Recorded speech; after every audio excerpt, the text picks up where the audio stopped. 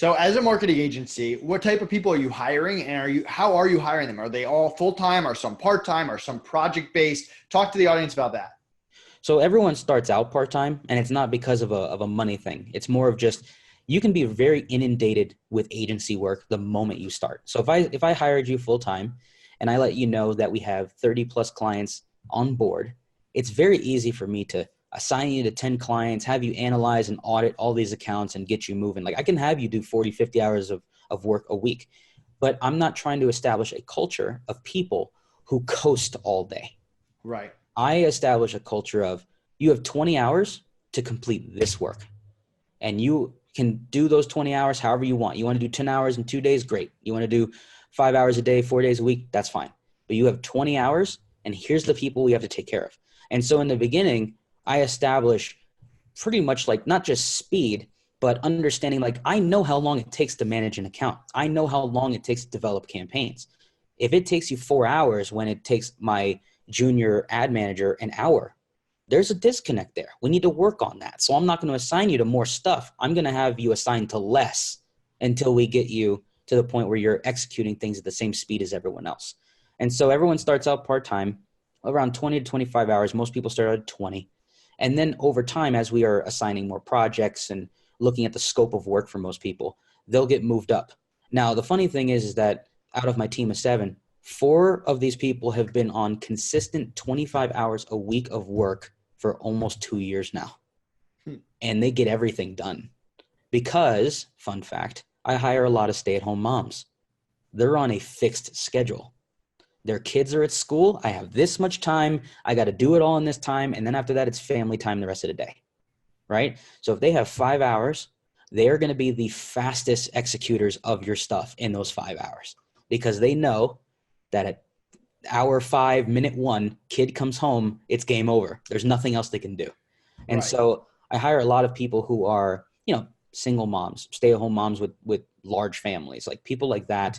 Some have been with me for almost 2 years now, and they just like the fixed time. I give great bonuses to people because they get so much done in that such a small window of time. It's like, I'm going to pay you like you're working 40 hours a week, even though you're only working 25 because So we're are getting you, results. sorry, keep going. No, it's okay. I was going to say, like, we get results.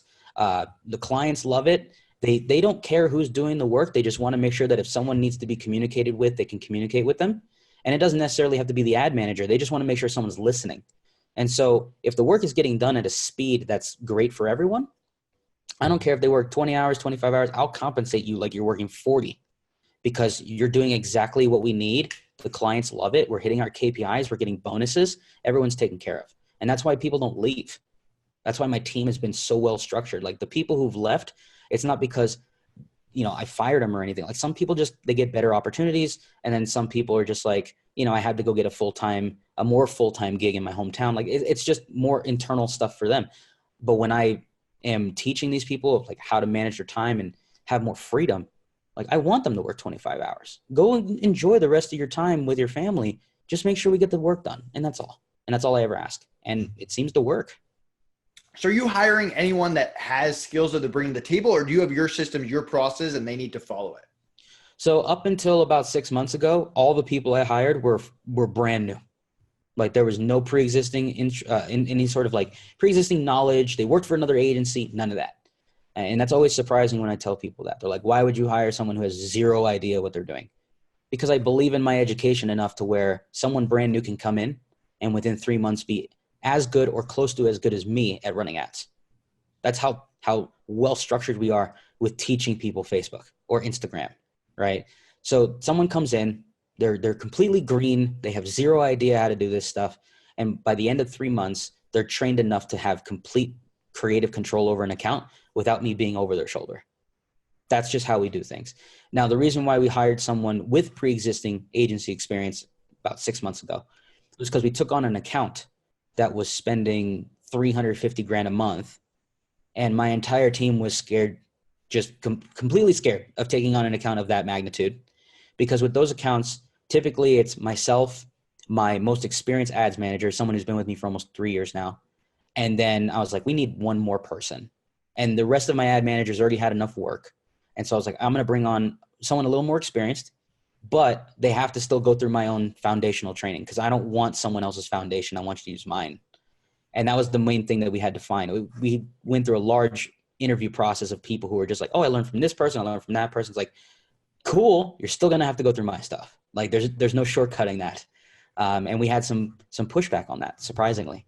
So once we found the person who was willing to learn, it was actually quite easy. So for big projects, we usually assign 3 ad managers to it because there needs to be more dedication to the account.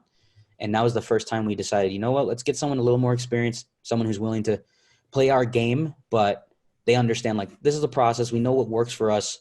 And if they're willing to go through it, then, obviously they'll be paid well. And at the same time, they can take over a big account from day one. I could buy ads, or I can, put an ad in the yellow pages or whatever, which is the same struggle people are having now when they're trying to talk about why you should buy Facebook ads or Instagram ads. It's like they're experiencing the same thing I was experiencing when I was trying to tell people why they need to do SEO.